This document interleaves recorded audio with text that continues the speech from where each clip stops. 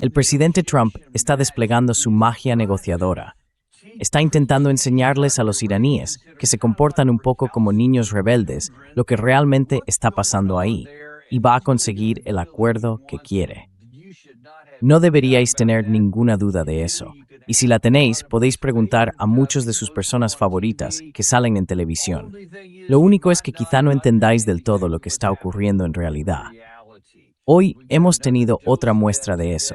Vamos a intentar averiguar hacia dónde va todo esto. ¿Acabará en algún tipo de acuerdo negociado que tenga algo positivo para Estados Unidos? ¿O nos dirigimos hacia una gran derrota estratégica que tarde o temprano nos obligará a enfrentarnos con la realidad? Ayudadnos a entenderlo. Tenemos por primera vez en nuestro programa a Clayton y Natalie Morris, del conocido Redacted. Nos hace mucha ilusión teneros aquí. Bienvenidos a Deep Dive con Daniel Davis. Oh, es un placer. Muchas gracias por invitarnos. De verdad lo agradecemos. Siempre es un placer. Me encanta venir a tu programa, así que estoy encantado de teneros a los dos en el nuestro y poder hablar de todo esto, porque tenéis muy buenas perspectivas y además recibís a tantos invitados que contáis con información que mucha gente no tiene. Bueno, empecemos con el presidente Trump, porque ayer, en el despacho Oval, explicó que los iraníes básicamente le habían suplicado un acuerdo y que eso iba a suceder hoy en Doha. Mañana habrá una reunión sobre ese tema en Doha.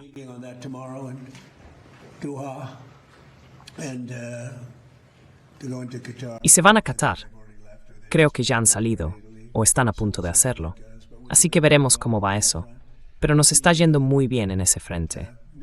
La reunión en Doha puede que sea importante, o puede que no, lo sabremos. Pero estamos ganando militarmente. Diría que está casi ganado, militarmente hablando. Y en realidad es muy sencillo, se trata de la desnuclearización de Irán. No queremos que tengan un arma nuclear, y no la van a tener. Y siendo justos, ellos han aceptado eso.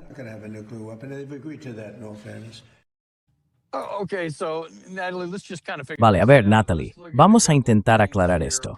Miremos un par de cosas, porque para empezar, básicamente ya hemos ganado. Se supone que ahora deberíamos estar en la fase de negociación.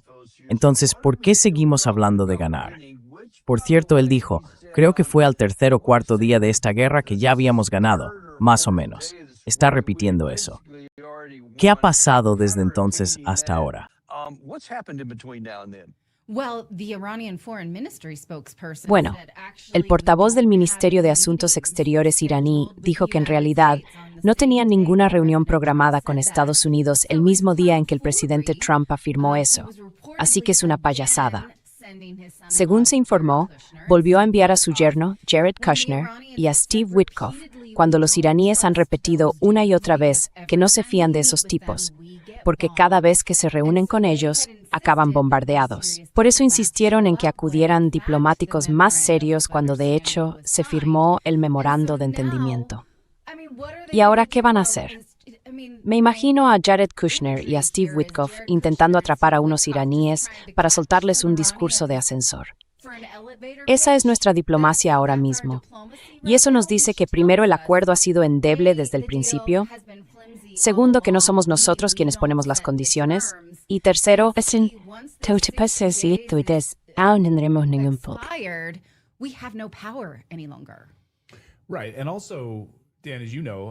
Exacto. Y además, Dan, como sabes, hace apenas unas semanas o unos meses, fuentes iraníes nos decían que no consideran al equipo de Steve Witkoff y Jared Kushner como negociadores legítimos. Más bien, los ven, en muchos sentidos, como una especie de bromistas. Y en esta reunión en Doha, ni siquiera va a haber encuentros cara a cara con ese grupo. Así que no sé qué vamos a sacar de esta reunión. No parece que vaya a ser muy favorable, sobre todo en lo que respecta a la parte israelí y a Hezbollah, y a la petición de que Hezbollah se desarme. Hezbollah dice, no vamos a desarmarnos hasta que os vayáis del sur del Líbano. Así que estamos otra vez en una especie de paz congelada, un punto muerto.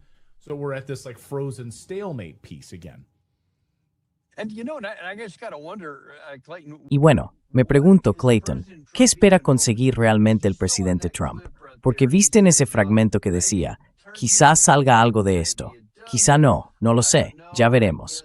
Pero luego, si miras la publicación en Truth Social, cuando lo anunció por primera vez, dijo que Irán había solicitado una reunión. Sin embargo, como acaba de señalar Natalie, ellos respondieron que no habían pedido ninguna reunión y que de hecho, probablemente no habría ninguna esta semana. Entonces, ¿qué está intentando hacer exactamente el presidente Trump aquí? Porque hay dos cuestiones clave. Una es el tema del Líbano, que tú mencionabas, y la otra que también es bastante importante, es todo lo del estrecho de Hormuz. Porque ¿va a haber tasas o no va a haber tasas? ¿Está abierto o no está abierto? De eso se supone que deberíamos estar hablando, porque hasta que eso no se resuelva, no podemos desbloquear nuestra parte económica. Así que, ¿cuál es realmente la jugada del presidente?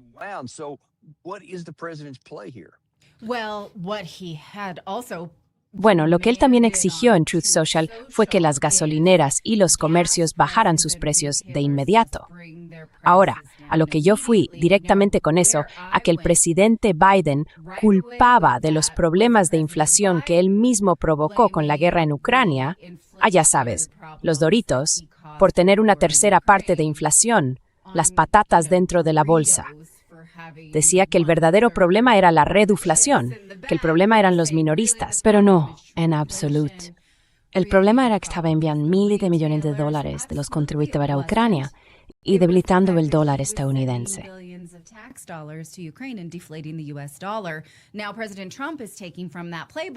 Ahora el presidente Trump está tomando esa misma estrategia y dice que en realidad son los precios de la gasolina, o mejor dicho, las compañías petroleras, las que mantienen los precios altos. Quiere que la economía se sacuda y mire hacia otro lado, tanto si Irán empieza a aplicar esos aranceles o peajes, como si no. Quiere no saber nada del asunto. Quiere que nuestra economía no reaccione. Es un pensamiento ilusorio. Pero, de nuevo, ya sabes, cuando los precios resultan políticamente incómodos, siempre aparece la tentación de culpar a las empresas de la cadena de suministro, cuando en realidad es un problema creado por el propio ser humano, un problema político.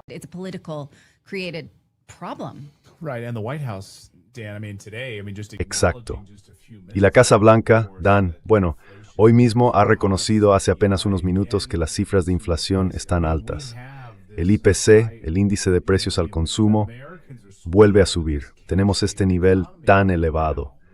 Los estadounidenses están sintiendo la presión con esta economía en forma de K, donde a los más ricos les va bien, pero los ciudadanos de a pie se dan cuenta de que la gasolina, los burritos y todo lo que compran habitualmente siguen subiendo de precio. Es algo que Clinton tiene muy presente.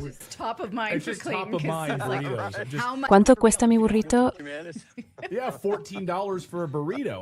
Sí, $14 por un burrito. O sea, ¿qué está pasando? La gente lo está viendo. Las cifras están disparadas y la Reserva Federal básicamente admite que quizá tengamos que volver a subir los tipos de interés, subir en lugar de bajar.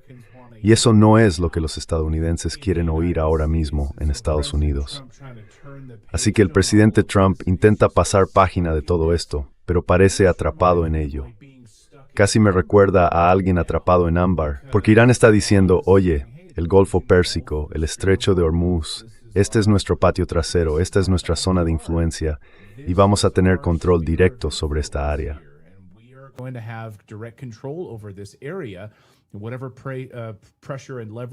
La presión o la influencia que intentas ejercer sobre nosotros ahora no va a funcionar. Y me encanta esto. Escuchamos que Irán quiere negociar o que Irán quiere organizar esta reunión y luego los funcionarios iraníes nos dicen que no tienen nada que ver con eso. Es como si Irán dijera, ¿con quién están hablando? Porque nosotros no convocamos esta reunión. No tuvimos nada que ver con esto. Y por cierto, no estamos de acuerdo con sus condiciones en absoluto. Así que creo que por eso estamos viendo esta reunión sin contacto directo. ¿Qué pasa? Que van a estar en salas separadas como la última vez cuando J.D. Vance estaba en otra sala distinta de la delegación iraní. Ni siquiera se reunieron cara a cara. Todo esto parece como si estuviéramos viviendo en un mundo al revés. Claro, y todo lo que amor crea, perdón. Eso es exactamente lo que está pasando. Mira, Gary, si pones en pantalla completa al portavoz del Ministerio de Asuntos Exteriores de Qatar, eso es justo lo que está diciendo. No ese. Ese es Oman, Gary, el de Qatar. Básicamente estaba diciendo que, sí, Gary, Jared Kushner está allí, Steve Witkoff también, pero no hay reuniones previstas con Estados Unidos. Así que parece que van por caminos completamente distintos. Sí, ese es justo ese. Gracias al portavoz del ministerio. Así que claro, es el mediador quien lo dice, no la parte iraní. Entonces, ¿cuál es la jugada aquí? ¿Por qué enviamos a esa gente allí? ¿Qué van a hacer si solo están hablando con Qatar? E Irán, por cierto, también está allí, sin hablar con Estados Unidos. Están hablando con Qatar, intentando averiguar cómo van a recuperar su dinero, parte de esos activos congelados. En realidad, esa es la única razón por la que estamos allí. Así que vamos, tengo que preguntar, ¿qué va a pasar aquí? ¿Hacia dónde va todo esto para Trump incluso?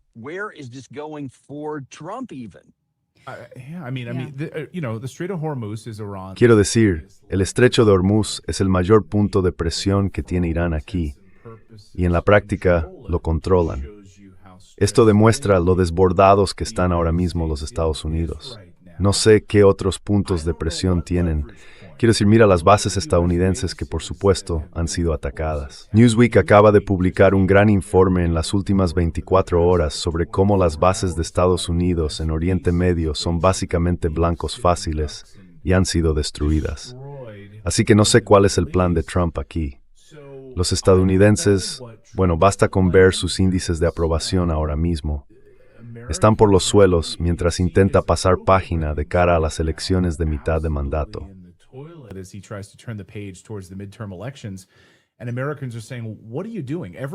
Y los estadounidenses están diciendo, ¿qué estáis haciendo? Cada semana, incluso Bloomberg y CNBC, que normalmente estarían más o menos de su lado en lo económico, empiezan sus programas por la mañana bromeando, diciendo algo como, no sabemos qué están diciendo. Unos dicen una cosa, otros dicen otra, y así, de un lado a otro cada mañana, en temas económicos. Es como si llegara el fin de semana, todo pareciera ir bien, y de repente vuelven los bombardeos. Y luego llega el lunes por la mañana, y los mercados, y todo parece estar tranquilo otra vez, como para suavizar la caída de los mercados.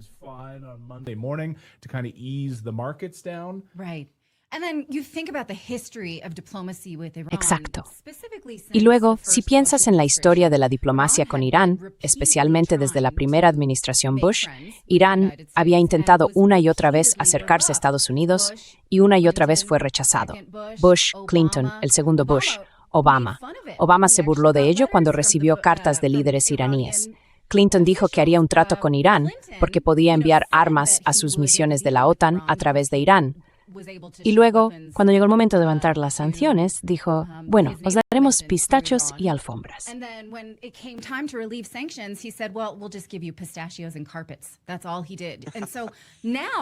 Eso fue todo lo que hizo. Y ahora, fíjate cómo han cambiado las tornas.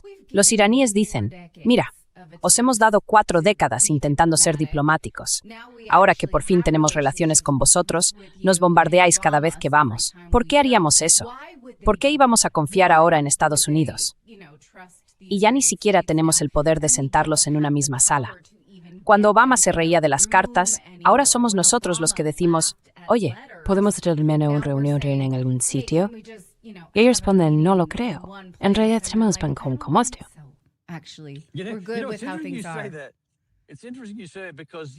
Es interesante que digas eso, porque creo que fue ayer cuando Robert O'Brien hizo esa declaración. Creo que estaba en el programa de Kudlow, si no me equivoco, en este fragmento que tenemos aquí.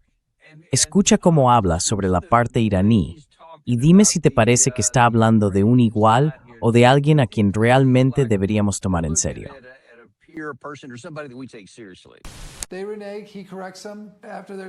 Ellos incumplen y él los corrige. Después de ser corregidos, van a Doha para más negociaciones y su interpretación del acuerdo se descarta con la esperanza de que esta vez cumplan. Este patrón es muy importante para el futuro, porque tenemos el tema nuclear y también el desarme de Hezbollah. Esos son los dos asuntos realmente clave para nosotros y nuestros aliados. Necesitamos que las armas nucleares desaparezcan y necesitamos que Hezbollah se desarme para poder poner fin a la guerra en Israel. Irán intentará incumplir en ambos casos. Así que, al establecer el estándar ahora, cuando incumplen, él los golpea. Es como enseñar a un niño a comportarse.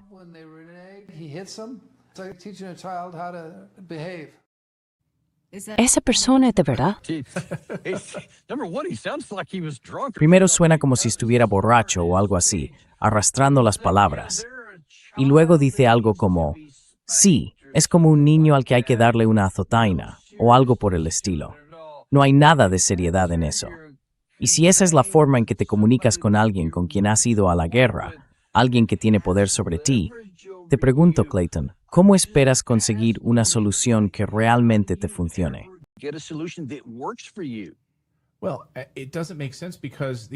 Bueno, no tiene sentido, porque da la impresión de que los iraníes van en dirección contraria al equipo negociador de Estados Unidos en el memorando de entendimiento. Es decir, Irán ha dicho básicamente que no habrá ninguna conversación sobre la parte nuclear de todo esto hasta que se levanten las sanciones y se liberen sus activos congelados. Y Estados Unidos, por su parte, está diciendo que no va a liberar esos activos ni a levantar las sanciones hasta que el tema nuclear esté sobre la mesa, básicamente.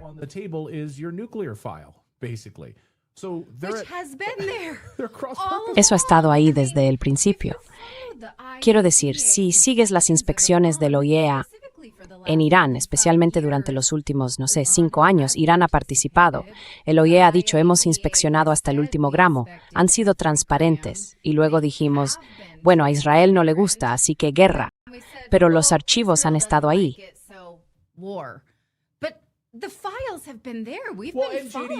Hemos estado siguiendo esto y el presidente Trump, J.D. Vance, en una entrevista el otro día estaba totalmente perdido, no sabía ni cómo responder a la pregunta.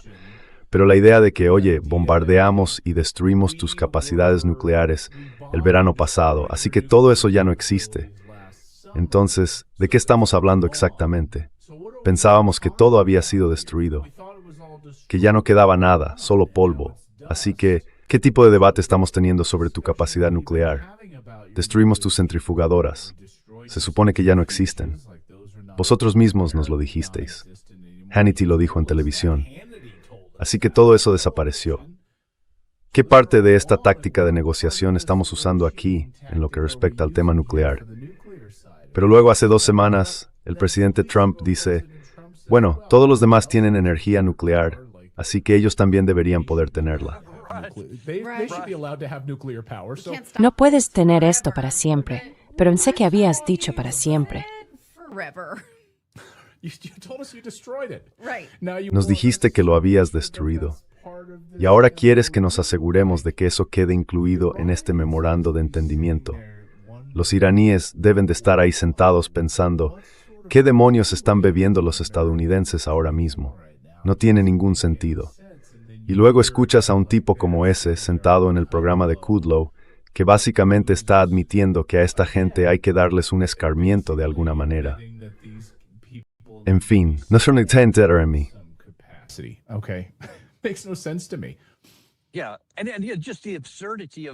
Sí, y es que la simple absurdidad de eso, incluso a primera vista, ya lo dice todo. Acabamos de luchar, bueno, supongo que técnicamente seguimos luchando, porque estamos básicamente en una situación de alto el fuego. Pero la guerra en sí, que empezó el 20 de febrero, sigue en marcha, de hecho, ahora mismo. Durante los primeros 40 días nos dieron una paliza, porque hicimos todo lo que pudimos. Esto es muy importante, y creo que no hay suficiente gente que lo entienda. Lo lanzamos todo, absolutamente todo lo que teníamos. Todas nuestras armas ofensivas principales, los misiles JASSM, los Tomahawk, los de largo alcance, los ATACMS, y un montón de material más desde los aviones.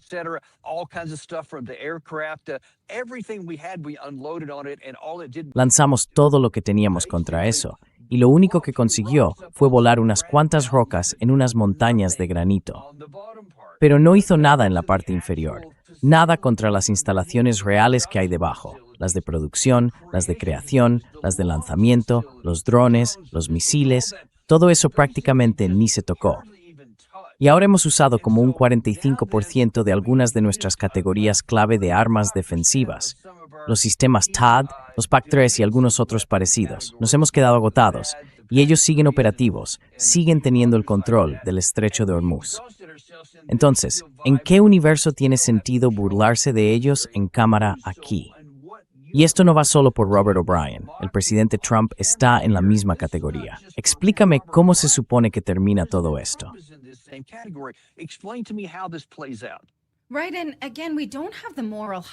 Exacto. Y de nuevo, no tenemos la superioridad moral.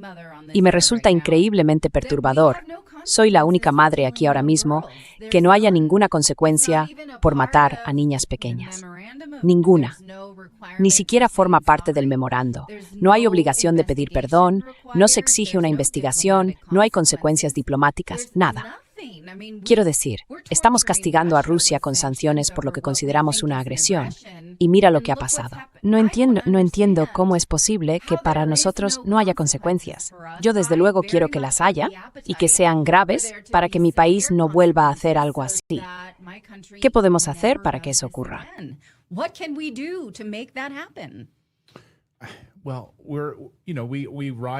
Bueno, nos ponemos por encima de la ley, establecemos estos acuerdos, estos tratados internacionales, y luego simplemente los pasamos por alto. Los pisoteamos. Quiero decir, hace unas semanas le preguntaron a Pete Hegseth sobre bombardear distintos objetivos civiles y cosas así, y básicamente dijo que eso es la guerra y que nos dejemos a nosotros decidir cómo vamos a atacar esos objetivos en tiempo de guerra. Así que los civiles son, ya sabes, todo daño colateral. No hagas pergus in a well and right over the three toughers. Destroys your protein.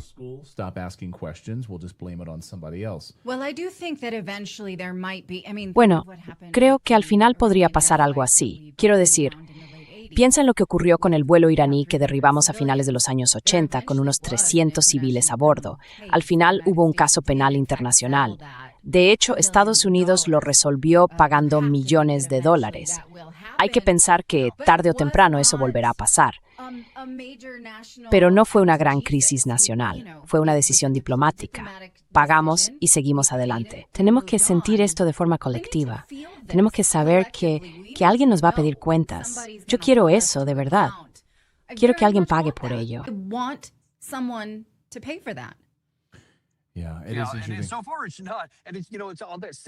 Hasta ahora no lo es. Y bueno, todo entra en la misma categoría.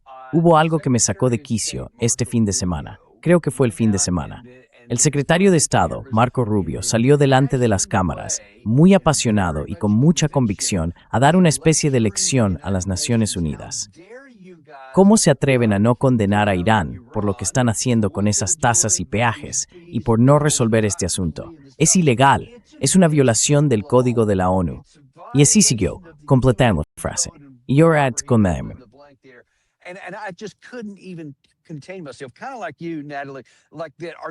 Un poco como tú, Natalie, algo así. ¿Me estás tomando el pelo? Fuimos a la guerra de forma ilegal. Invadimos un país que no nos estaba atacando. Eso violó la Constitución estadounidense, la ley americana, el derecho internacional, todo. Y ahora que hemos caído en este agujero por la decisión tan insensata que tomamos, ¿ahora quieres quejarte de la ley por lo que hace el otro bando? Es que casi no puedo entenderlo. Ese no es el país en el que yo crecí. Y como tú, quiero ver consecuencias que nos devuelvan un poco de cordura. Sí. Bueno, sí, si miras el estrecho de Hormuz a esta hora, hay pues unos 485 buques ahí parados esperando para poder pasar. Creo que solo 5 han cruzado en las últimas 24 horas. Y claro, ahora que nos acercamos al 250 aniversario y escuchas lo que dicen los directivos de las petroleras, parece que estamos al borde de un desastre. Por eso creo que se ve tanta preocupación ahora mismo en Washington. Esa es la historia de verdad. Hasta ahora los estadounidenses han conseguido más o menos esquivar el problema. Se lo toman un poco a broma, con ese tira y afloja constante. Vieron cómo los precios subían, luego bajaban un poco.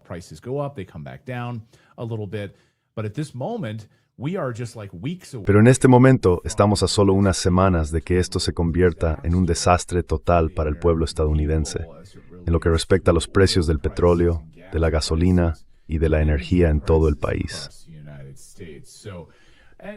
Y Scott Benson, hace unas semanas dijo, lo admitió ante las cámaras, que la razón por la que actuamos contra Irán desde el punto de vista económico fue en realidad para apuntalar y fortalecer el dólar estadounidense.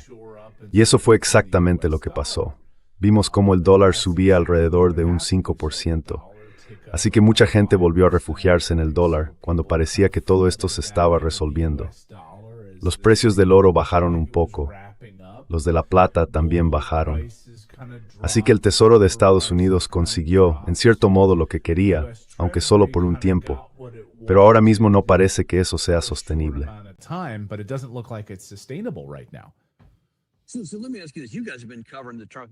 Déjame preguntarte algo. Vosotros habéis estado cubriendo la administración Trump desde el principio, desde el primer mandato, y todo lo que ha pasado entre medias. Entrevistáis a muchísima gente muy preparada. ¿Cuál dirías que es vuestra mejor valoración de cuál es la jugada de Trump ahora mismo? Porque hace un momento mencionabas el tema de las mujeres teniendo que empezar a subir los tipos de interés por los problemas de inflación, esos problemas inflacionarios, y también esa cuestión que el propio Trump reconoció cuando firmó el memorando de entendimiento, que nuestra reserva estratégica de petróleo apenas alcanzaba para unas 4 semanas.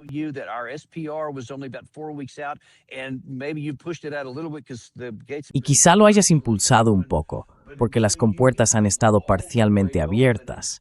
Pero hasta que no se abran del todo y empiece a liberarse todo ese petróleo bloqueado, el que está cerrado, los petroleros, va a pasar un tiempo antes de que todo se normalice, incluso si todo funciona bien. Pero cuando seguimos haciendo este tipo de cosas, esos ataques de represalia, parece que eso va en contra de los propios intereses de Trump, tanto económicos como políticos, de cara a las elecciones de mitad de mandato. ¿Cuál es tu valoración de lo que Trump intenta hacer y hacia dónde se dirige?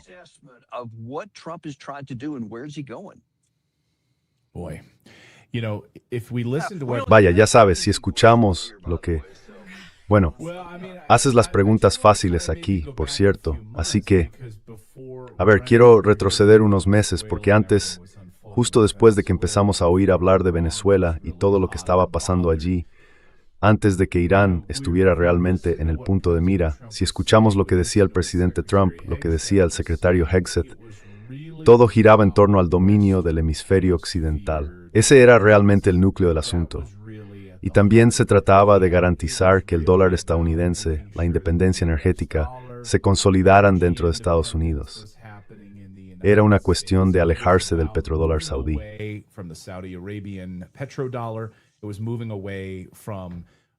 Se trataba de dejar de depender del Oriente Medio para el petróleo, el gas natural y todo eso. La idea era asegurarnos de que fuéramos energéticamente independientes aquí, en Estados Unidos, y de que el dólar estadounidense estuviera de hecho vinculado a esa independencia energética para no tener que preocuparnos por ello. Así que en las últimas semanas, mucha gente ha dicho, un momento, yo pensaba que Trump nos había dicho que ya éramos energéticamente independientes y que producíamos tanto que podíamos exportarlo por todo el mundo. Entonces, ¿por qué tendríamos que preocuparnos por el estrecho de Hormuz? ¿Por qué debería afectarnos eso? Eso fue lo que dijo, por cierto. Eso fue exactamente lo que dijo. No tenemos que preocuparnos por esto.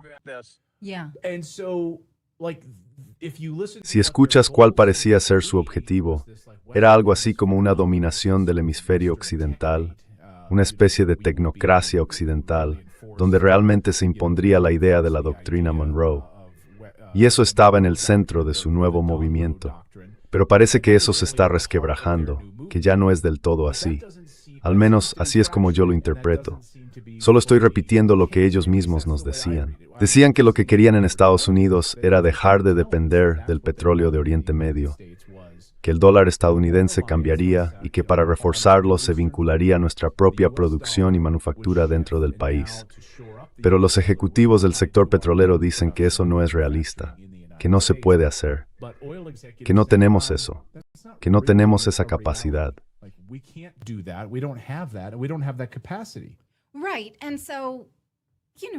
Exacto. Entonces ya sabes, el presidente Trump dijo, vamos a perforar por nuestra cuenta. Eso significaba que tenía que frenar la mayoría de las demandas de los activistas climáticos para poder abrir nuestra propia producción. Pero en lugar de eso, lo que hicimos fue decir, bueno, Venezuela lo tiene, pues lo cogemos de allí, ¿no? Eso no es cumplir una promesa de campaña. Así que supongo que él confía en que la mayoría de la gente no va a seguir de cerca esas nuevas operaciones de perforación que habría que poner en marcha y sacar adelante pese a los litigios. China no tiene ese problema. No la frenan los activistas climáticos. Ellos simplemente siguen adelante. Y eso para nosotros es un problema. Así que, sí, ni siquiera podemos centrarnos en eso. Es solo un parche, ¿verdad? No es una solución real.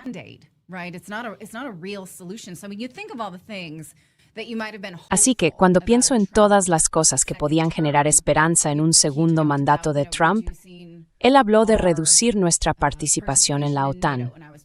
Y eso me entusiasmó bastante, porque significaría que dejaríamos de subvencionar los programas de defensa europeos. Estoy totalmente a favor de eso. De verdad lo estaba al 100%.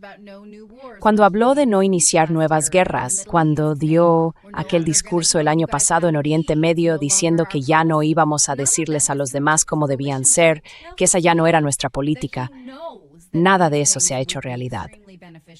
Y eso me dice que él sabe que esas medidas serían muy beneficiosas para el contribuyente y para el ciudadano estadounidense, y aún así se niega a hacerlo. Entonces, ¿es que no puede hacerlo? ¿Se ha olvidado de que dijo esas cosas tan sensatas? ¿O hay algún tipo de presión que le hacerle? No lo sé. No lo sé, solo sé que escuché esas palabras.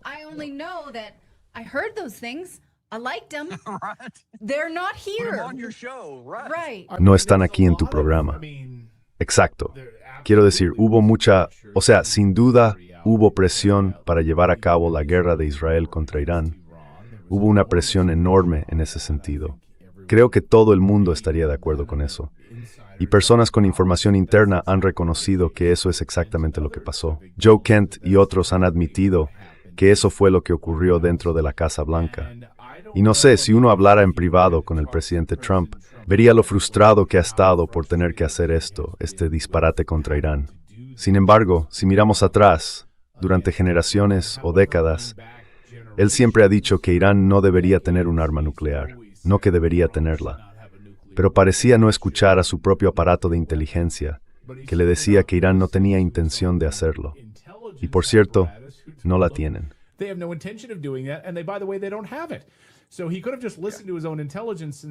Así que podría haber escuchado a su propia inteligencia en lugar de la inteligencia israelí.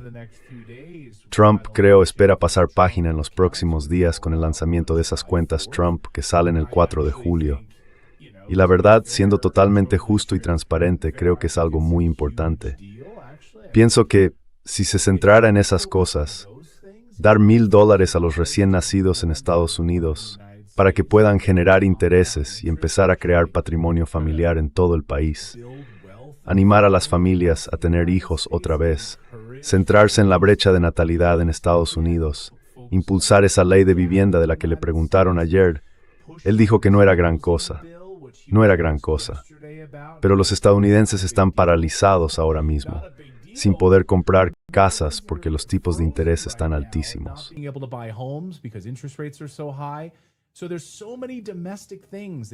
Hay tantos asuntos internos en los que podría centrarse ahora que nos acercamos al verano y a las elecciones de mitad de mandato, temas que entusiasmarían a los estadounidenses, que les gustaría oírle abordar. Pero enviar $300 mil millones a Irán y centrarse en el estrecho de Hormuz es que está totalmente desconectado de la realidad de los estadounidenses de a pie, que están perdiendo sus empleos en este momento. Los camioneros de larga distancia, por ejemplo, sus camiones se están automatizando y están perdiendo el trabajo. Estados Unidos lo está pasando realmente mal mientras nos acercamos al 250 aniversario.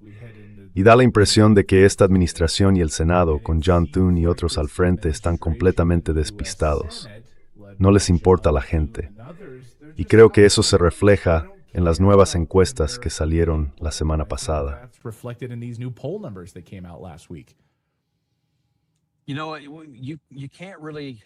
Sabes, en realidad no puedes responder a la situación sobre la que acabo de preguntar. ¿Por qué el presidente Trump está haciendo algunas de las cosas de las que acaba de hablar Natalie? Toda esa lista de medidas en la primera parte de su mandato, que fueron estupendas, que yo aplaudí aquí. Gary y yo, en este mismo canal, dijimos, sí, eso está muy bien, siempre que lo hagamos. Eso mismo dije en su momento. Mientras sus acciones coincidan con sus palabras, las cosas van a ir bien para Estados Unidos, y estaremos seguros. Sí, y no tendremos que preocuparnos por esas cosas. Pero luego hizo justo lo contrario. Cosas que según su propia definición van en contra de los intereses de Estados Unidos. Así que hay que hacerse la pregunta, ¿por qué? Y Clayton, tú mencionaste al principio del programa el tema del Líbano.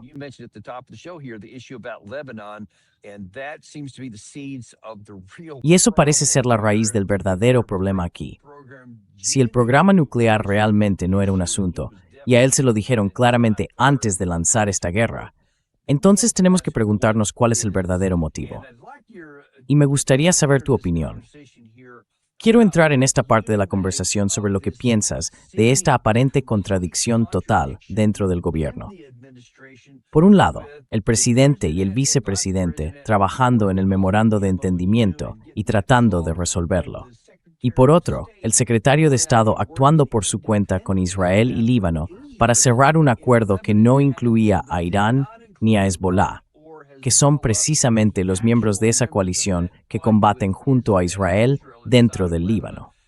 ¿Cómo se puede tener un acuerdo de paz que ni siquiera incluye a una de las partes en conflicto, mientras dentro del propio gobierno hay otra línea de actuación? ¿Qué opinas de eso?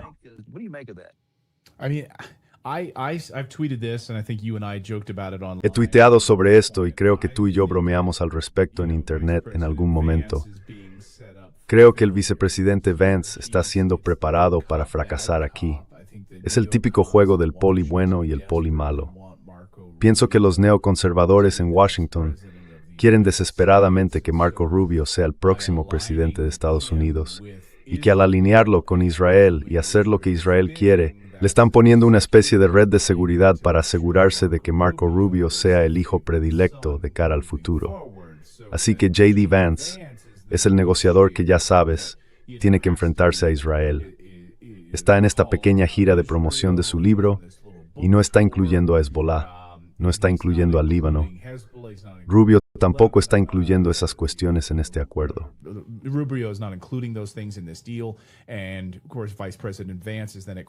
Y por supuesto, el vicepresidente Vance está en conflicto con Marco Rubio. Y al vicepresidente Vance le están haciendo esas preguntas en las entrevistas. Quiero decir, el otro día Bill Maher le preguntaba por Marco Rubio, algo así como, ¿vas a enfrentarte a Marco Rubio? Es algo que todo el mundo sabe, es lo que está a punto de pasar. No es ningún misterio. Cualquiera que siga la política lo ve.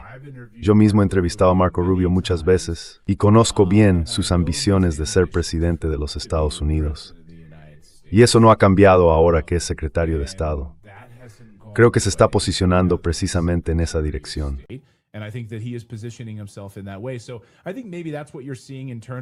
Creo que eso es quizá lo que se está viendo internamente. Preparar a Marco Rubio para ser el próximo presidente de Estados Unidos, alineándose con el lado israelí. Pero como dices, no tiene ningún sentido. El punto clave es Líbano. Ya vimos la respuesta de Irán. Quiero decir, olvídate de la retórica. Vimos la respuesta de Irán hace unas semanas. Golpear Beirut desató los ataques más devastadores contra Israel que habíamos visto hasta ahora, precisamente por el ataque a Beirut. Así que cualquier conversación sobre un memorando de entendimiento o un acuerdo de paz de aquí en adelante tiene que incluir al Líbano. Pero si no lo incluyen, si lo dejan fuera del acuerdo, entonces para los iraníes, eso en mi opinión es inaceptable desde el principio.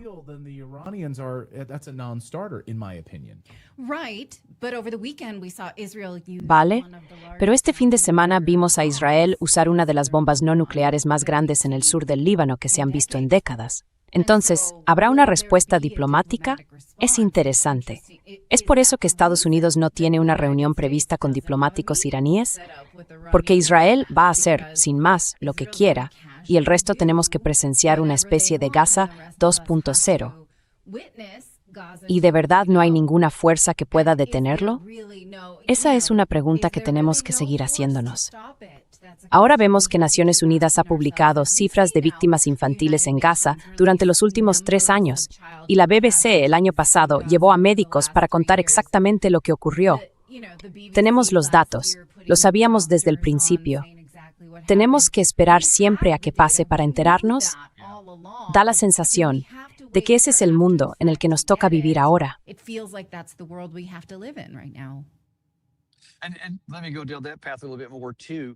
Déjame seguir un poco más por ese camino, porque acabas de mencionar que en cierto modo estamos trabajando con objetivos opuestos en lo que hacemos.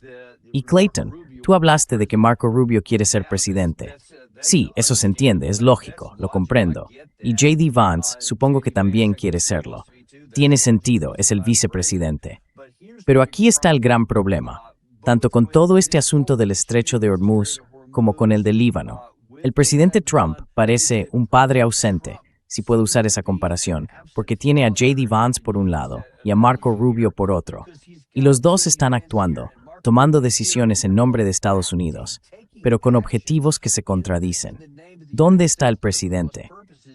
¿Por qué no le dice a uno de ellos que se calle de una vez y respalda al otro, en lugar de dejar que los dos sigan por caminos que perjudican sus propios intereses?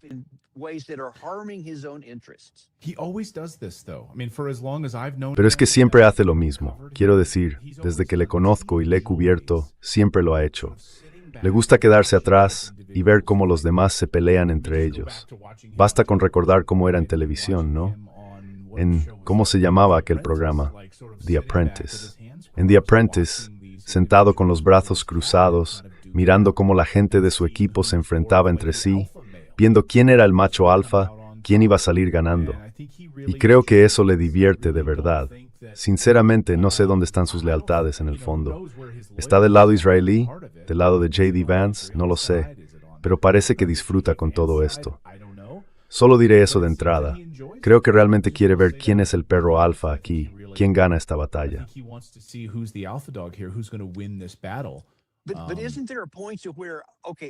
Pero no hay un punto en el que, una discusión o un debate en televisión, donde ambos exponen sus posturas, y él puede sentarse y decir, de acuerdo, este gana, estás despedido, lo que sea, eso es una cosa. Pero permitir que actúen y tomen decisiones que literalmente sabotean su propia posición, así no va a poder bajar los tipos de interés. No va a poder mantener abierto el estrecho de Hormuz, ni conseguir que el precio de la gasolina baje y se mantenga bajo. No va a poder evitar que se vacíe la reserva estratégica de petróleo. Todo eso le perjudica a él y por tanto a nosotros. Explícame cómo tiene sentido eso.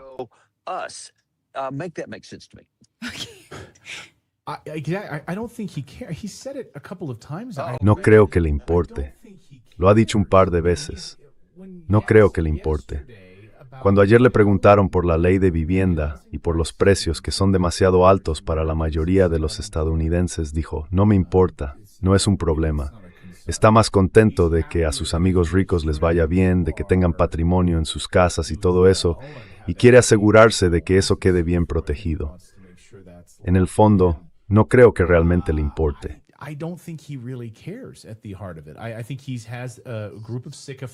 Creo que tiene un grupo de aduladores a su alrededor, gente como Scott Bessent, Kevin, ¿cómo se llama?, que le dicen cómo va la economía, que todo está bien. Ahora tiene a Kevin Warsh en la Reserva Federal. Yo creo que está tan aislado de la realidad de lo que le pasa al pueblo estadounidense que en el fondo no le importa demasiado.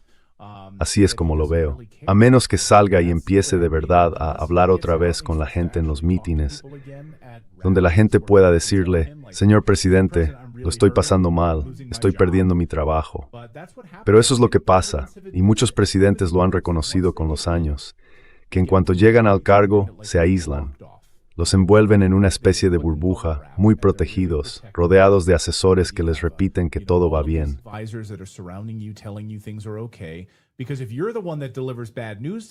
Porque si eres tú quien le da malas noticias al presidente, entonces él te va a mirar con malos ojos. Así que todo el mundo le da buenas noticias al presidente. Y creo que eso es, quizá, lo que estamos viendo aquí. No está conectado con la realidad. Y creo que incluso Bill Clinton habló de esto, de tener que salir y volver a hablar con personas reales, de cómo salir de la Casa Blanca. Incluso Obama habló de eso, de que estaba tan aislado dentro de esa burbuja, que era importante para él salir y volver a hablar con la gente, darse cuenta de cómo estaban sufriendo o enfrentándose a las cosas. Yo simplemente creo que está rodeado de aduladores que le dicen que todo va bien y que se quede tranquilo, que deje que todo siga su curso.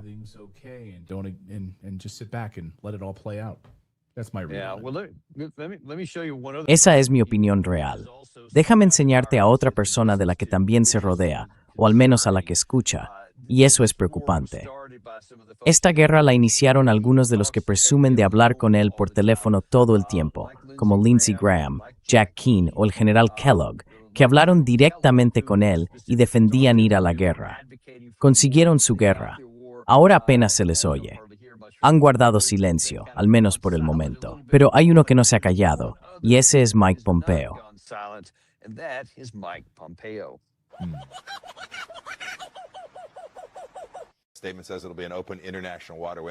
La declaración dice que será una vía marítima internacional abierta y los iraníes están eligiendo fingir que no es así. Mira, yo creo que hay muchas voces distintas, no sobre el objetivo final, la destrucción de Israel y de Estados Unidos, sino sobre las tácticas, sobre cómo llegar hasta ahí. Como decías, retrasar, alargar esto, fingir que sí, que lo van a hacer y esperar a que el presidente Trump se marche. Tenemos que mantener los ojos bien abiertos. Los iraníes no van a permitir un acceso libre y abierto al estrecho de Hormuz, igual que no hay un hombre en la luna.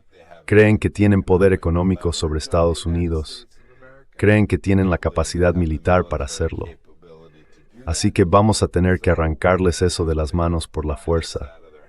No veo otra manera de lograr lo que debe ser el verdadero objetivo de nuestra misión.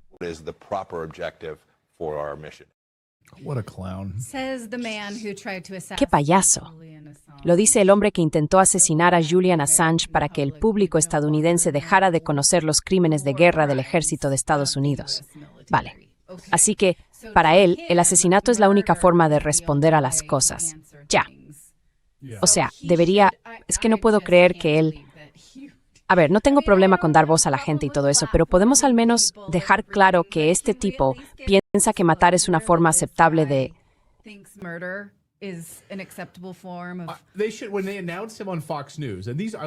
Cuando lo anunciaron en Fox News, y me encantan las personas que aparecen en esas cadenas, es para morirse de risa.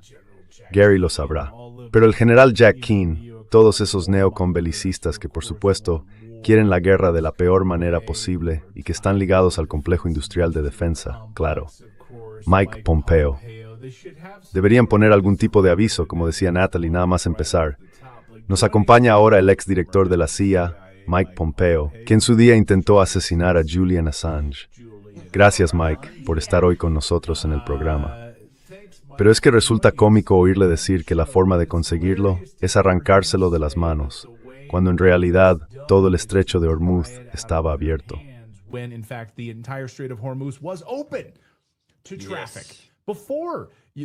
En cuanto al tráfico, antes de esta pequeña chapuza de aventura, quiero decir, es increíble esta idea, todo era libre y abierto. Así que esto es un desastre que habéis creado vosotros mismos. Y ahora está cerrado, y ahora van a empezar a cobrar peajes. Pero antes de que empezara esta chapuza, cuando vuestros servicios de inteligencia, de los que tú eras el jefe en la CIA, te decían que no tenían ambiciones nucleares, que no estaban enriqueciendo uranio más allá de cierto punto, y que no estaban construyendo un arma nuclear, el estrecho de Hormuz estaba completamente abierto. Sí, bueno, quiero decir, Mike Pompeo es bienvenido en nuestro programa porque nosotros, ya sabes, hablamos con cualquiera, pero en el rótulo pondremos complot de asesinato, autor del complot. Mentiroso. Sí, me conectaré el día que lo tengas en el programa. Eres bienvenido en el programa, pero en el rótulo pondrá exdirector de la CIA y planificador de asesinato y mentiroso. Sí.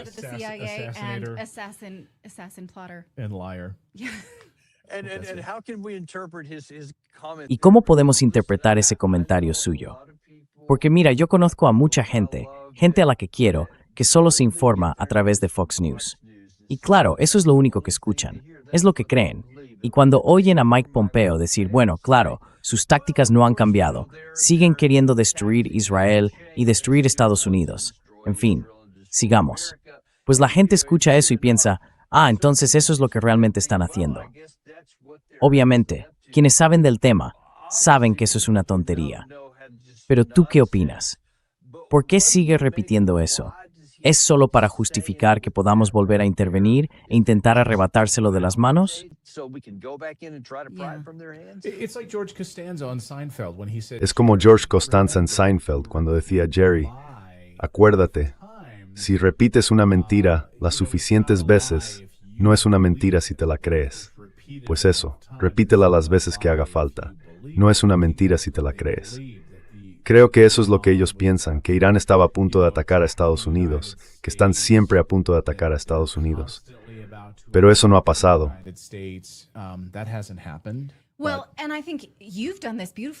Bueno, y creo que tú lo has mostrado muy bien en tu programa, en tus monólogos. Vamos a contar las muertes, ¿te parece? Contemos las muertes no provocadas, porque somos nosotros quienes los matamos. Es casi, diría que ahora mismo la proporción es de unas 5.000 a 1, si hablamos de cuántos de ellos nos han matado o intentado matar. Quiero decir, lo que hemos visto últimamente, y no podemos fiarnos del todo de esas cifras, es que entre 1.000 y 3.000 civiles iraníes han muerto por nuestros bombardeos solo en los últimos 2 años. ¿Y cuántos estadounidenses han muerto? Lo que nos dicen es que 13.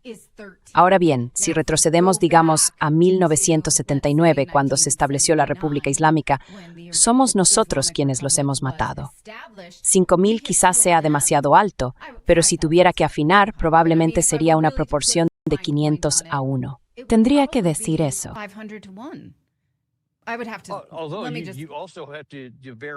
Aunque también hay que tenerlo en cuenta. Joe Kent lo ha dicho en nuestro programa. Él dice algo así como, no olvidéis contar el 500.000, o lo que sea, quizá 200.000 iraníes que murieron por la guerra, por poderes que apoyamos a través de Irak, porque ellos sí que los cuentan. Así que, si estás contando las muertes indirectas que Irán provocó ayudando a Kataib Hezbollah a matarnos durante la guerra de Irak, entonces también tienes que contar las nuestras. Eso antitakten mais. Esinto all other. No por something.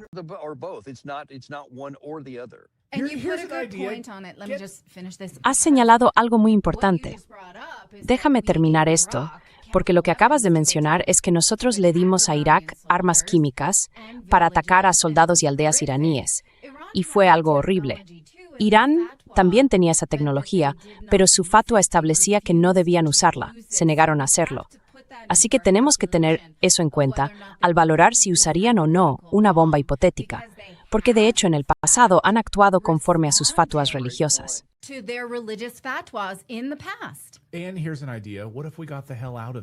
Y aquí va una idea. ¿Y si nos largáramos de allí de una vez? Quiero decir, si realmente saliéramos de su patio trasero, si no tuviéramos cuarteles de marines en esas zonas, si no estuviéramos desplegados en esos lugares donde matan a marines, ya sabes, en las Torres Covard y todo eso, y si de verdad retiráramos las fuerzas estadounidenses de esa región, entonces ya no morirían estadounidenses allí, y desde luego no morirían en Estados Unidos. Así que simplemente, vámonos de allí, saquemos a los 50.000 estadounidenses de allí, que vuelvan a casa y empecemos a centrarnos en los Estados Unidos de América. Y así no tendríamos este tipo de ataques de ojo por ojo, ni que si atacaron una base de Marines, ni que si qué pasa con esta otra.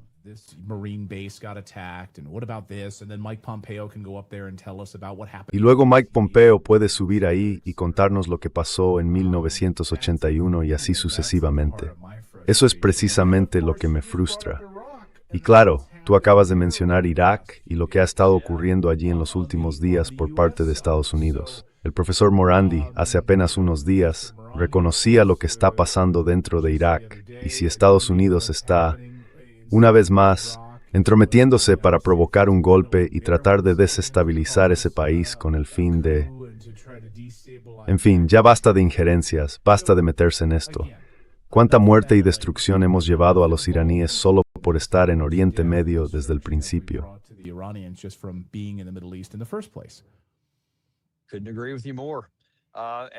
No podría estar más de acuerdo contigo. Y oye, si nuestro programa tiene algo de influencia, me gustaría proponerte como secretario de Estado para sustituir a Rubio, porque me encantaría verte en una posición de poder. Pero bueno, quizá uno de vosotros podría ser secretario de Defensa y el otro secretario de Estado. A mí eso me valdría. Sí, exactamente. Por eso quiero que estés ahí, tío. Necesitamos ese tipo de gruñón, pero no el de vamos a matar a alguien, tío. De esos ya tenemos demasiado. Bueno, lo cambiamos de departamento de guerra a departamento de paz. Bueno, ese es el tema. Yo también estoy totalmente de acuerdo con eso. No tenemos problema en decir que no a la gente. Hay una cita muy conocida de Calvin Coolidge cuando daba consejos a la siguiente administración. Dijo algo así como, mira, la mayoría de las personas que vienen a verte quieren algo que no deberían tener. Si te quedas callado, dejarán de hablar y entonces simplemente los mandas de vuelta. Pero si dices una sola palabra, seguirán insistiendo. Así que esa sería toda mi táctica política, escuchar, dejar que se vayan y decir no a todo. Esa es mi campaña. Ella hace lo mismo conmigo. Ella hace eso conmigo. Funciona. Así que sí, perfecto. Yo también estoy totalmente a favor. Bueno, oye, te diré que nos ha encantado teneros hoy en nuestro programa. Ha sido muy animado y muy interesante, así que gracias por eso, y de hecho esperamos volver a veros pronto. Un placer. Gracias. Siempre eres muy generoso con tu tiempo cuando vienes a nuestro programa. Y bueno, eres uno de nuestros analistas favoritos. Así que para mí también es uno de mis lugares favoritos donde estar. Ahí está Redacted. Está el programa de Redacted, por si alguien de forma un poco rara no lo conoce. Si has estado viviendo bajo una piedra o algo así, podéis seguir viendo más de ellos, probablemente más tarde hoy, de hecho en su programa. Así que estad atentos. Muchas gracias de verdad. Os apreciamos muchísimo. Os queremos. Y volveremos por aquí en unos 15 o 20 minutos con el coronel Doug McGregor, que va a hablar de algunas cosas que están pasando ahora mismo en Rusia. Vamos a daros una pequeña actualización táctica. Hace tiempo que no lo hacemos y tiene muchas cosas interesantes que contar. Nos vemos a las 12 en el Daniel Davies Deep Dives. Ya sabéis que no tenemos patrocinadores porque odiamos llenaros de anuncios. A mí no me gustan. Así que devolvednos un poco de cariño. Suscribíos, dadle a me gusta y enviad esto a alguien que os importe. Like and send this to somebody you care about.